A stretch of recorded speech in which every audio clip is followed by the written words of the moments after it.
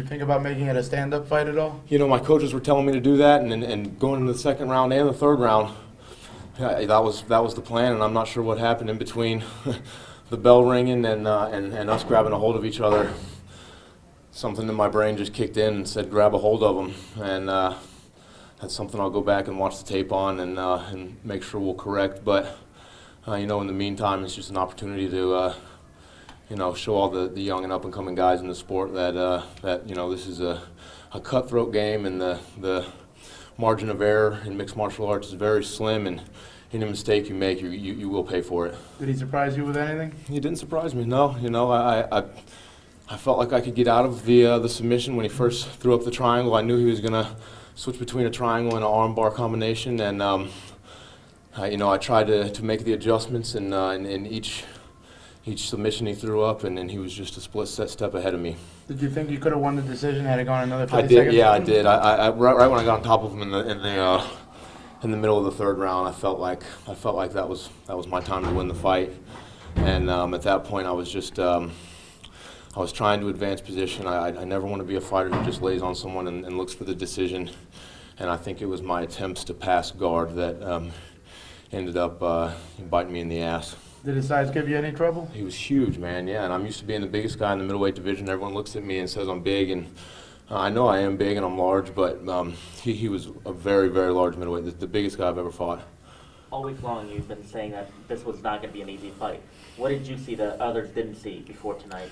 You know, he was very similar to me in that we both have excellent offense, you know, and I think both of us had defensive liabilities that could have been exploited, and it was just about who was going to find the holes in the other guy's game, and I didn't do a good enough job of finding his holes, and he found mine at the very end of the fight.